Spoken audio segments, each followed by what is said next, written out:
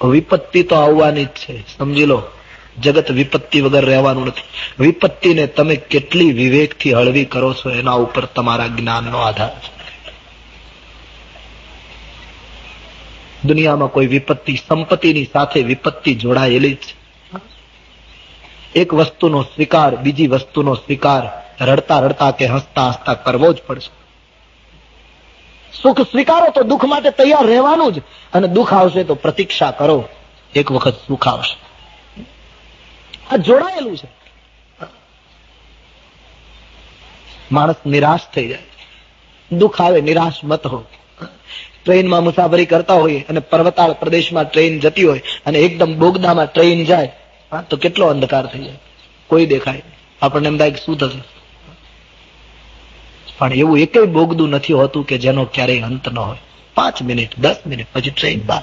એમ જીવનમાં એવું એકેય દુઃખ નથી કે જેનો અંત ન હોય. દુઃખ કે પીછે સુખ, સુખ કે પીછે દુઃખ, એ જોડ ચાલતી.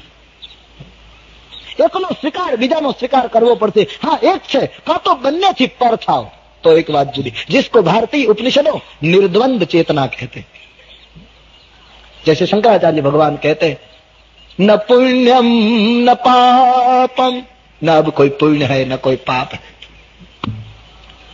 न पुण्यम न पापम न सौख्यम न दुखम. अब न तो कोई सुख है न तो कोई दुख है, न मंत्रो न तीर्थम न वेदान यज्ञ अहम भोजनम नैव भोज्यम न भोक्ता चिदानंद रूप शिवोहम शिवोहम चिदानंद रूप शिवोहम. एकનો स्वीकार બીજાનો स्वीकार करवो ज रहे, या तो दोनों से पर हो जाए, निर्द्वंद हो जाए. लेकिन निर्द्वंद होना बहुत कठिन है. तुलसीदास जी ने लिखा है, गुण यह उभय न देखिए.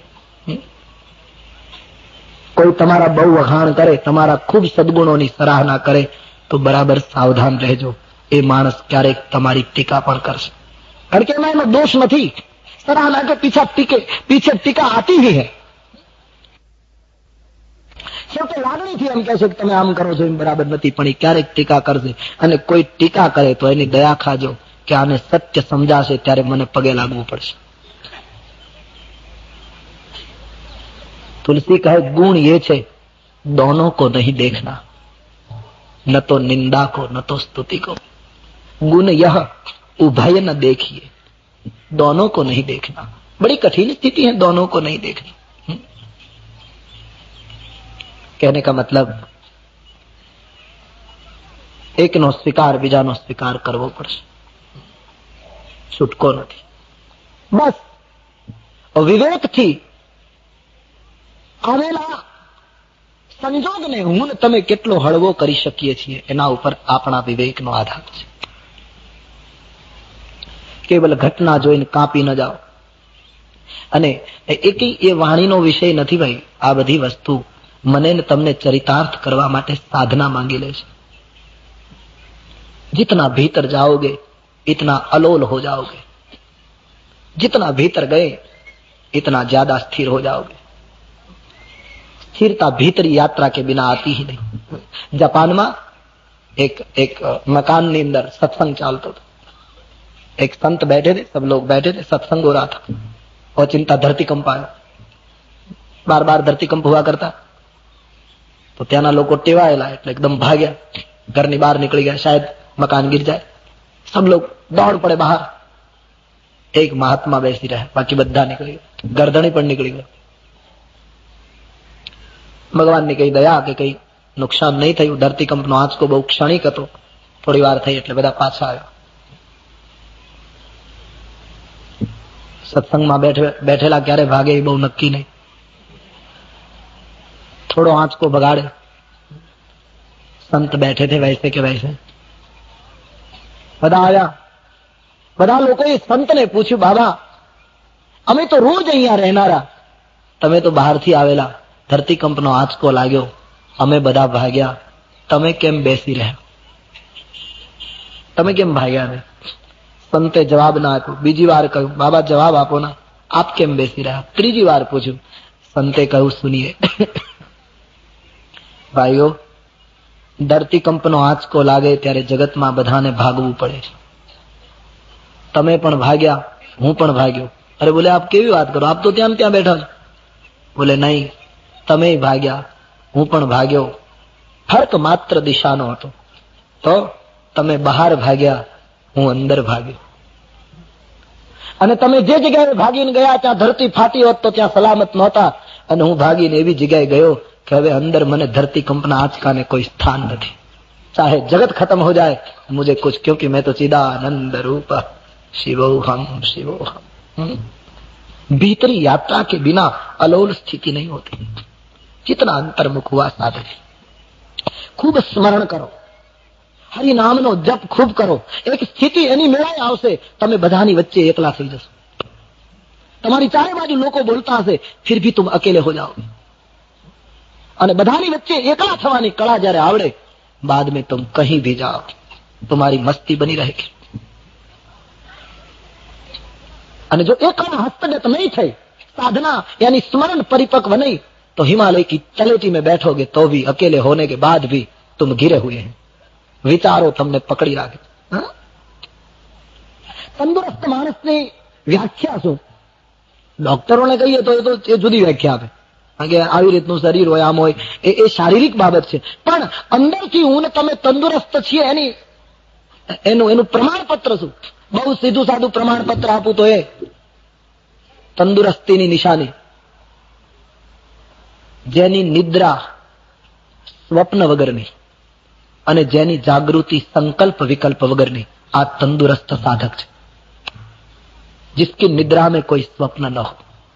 हाँ, अचानक कोई क्यारेक हो, चिंता कोई आवे तो એ કોઈ નિશાની છે, એ કોઈ કારણ છે સાધકો માટે. બાકી જેની નિદ્રા સ્વપ્ન રહિત અને જેની જાગૃતિ સંકલ્પ વિકલ્પ રહિત, આ તંદુરસ્ત માણસની નિશાની. एक स्थिति को जरा गंभीरता से आप सोचे. एक विचार આપણા મગજમાં આવે, એ વિચાર પૂરો થાય અને પછી બીજો વિચાર શરૂ થાય. આ બે વિચારની વચ્ચે જેટલી વધારે જગ્યા ખાલી, એટલા તમે વધારે તંદુરસ્ત. बस सीधी सादी व्याख्या है. जितने साधक, जितने लोग पहुंचे हैं, उसका ये अनुभव है. બે વિચારની વચ્ચે જેટલો વધારે અવકાશ. આજ મારા અને તમારા વિચારો એક ઉપર એક પડે છે. તમે વિચાર કરો કેટલા વિચારો આપણા મગજમાં ઘૂમે. માણસ સૂતો હોય તો વિચારોમાં ડૂબ્યો છે. હા, એ તો ભગવાને સારું થયું કે મગજ એવી રીતે બનાવ્યું, નહીં તો મગજ ફાટી જવું જોઈએ. કેટલા વિચારો એક પછી એક લાગ્યા, અનંત હાર માળા शुरू है. इस मगज का कोई फोटो ले, कितनी विचारों की माया जाल रच दी है. एक विचार पूरो થાય, બીજો વિચાર શરૂ થાય, એની વચ્ચે જેટલું ખાલી ભાગ, એટલા તમે સમાધિની નજીક. અને ધન્ય છે આ દેશ જ્યાં ઋષિ મુનિઓ ક્યારેક ક્યારેક એક વિચાર પૂરો થાય અને બીજો વિચાર ઉઠે, એની વચ્ચે 60 હજાર વર્ષનો ખાલી ભાગ કરતા. કલ્પના કરો, આપણા માટે તો કોઈ આમ મગજ નહીં બેસે કામ. રાફડા થઈ જતા હતા શરીર ઉપર, ત્યારે બે વિચારોની વચ્ચે વર્ષો સુધી ગેપ થઈ જતો. આપણે કેટલા શાંત અને અસ્વસ્થ છે, સતત વિચારોમાં ડૂબ્યા છે. એક ઉપાય છે કલિયુગમાં, હરિનામ. સીધો સાદો ઉપાય છે આ મારો કહેવાનો અર્થ. और कोई उपाय नहीं, ऐसी कोई મારો દાવો નહીં, પણ સીધો સાદો ઉપાય છે પ્રભુ નામ સ્મરણ. ઘણા લોકો એમ કહે છે, અમે જયારે નામ સ્મરણ કરીએ છીએ, કીર્તન કરીએ છીએ, ધૂન કરીએ છીએ, હરિનામનો જપ કરીએ, ત્યારે જ મન દોડાદોડી કરે. એ સારી નિશાની છે. હા, ઉસસે ગભરાઈઓ મત. તમે જપ કરવા બેસો અને તમારું મન બહુ દોડે, એનો અર્થ એ છે કે તમારું મન ગભરાયું છે. એ એમ કહે છે કે તમે કઈક એવી શરૂઆત કરી છે, હવે મારાથી રહેવાતું નથી. ઉસકી દોડ નાસભાગ, ઉસસે ગભરાઈઓ મત. कबीर कहे ना, मन भागे तो भले भागे, તમે નહીં ભાગો, तुम बैठे रहो, तुम जप करते रहो. आज नहीं तो काल, परम દિવસે क्रांति થશે. કંટાળો નહીં. मैं फिर से याद दिला दूं मेरा पुराना निवेदन कि આ યાત્રામાં અનંત ધૈર્યની જરૂર પડે છે. 5 મિનિટમાં નહીં પતે. ધીરજ રાખવાની તૈયારી હોય એ માણસો ઈશ્વરના માર્ગમાં પ્રવેશ.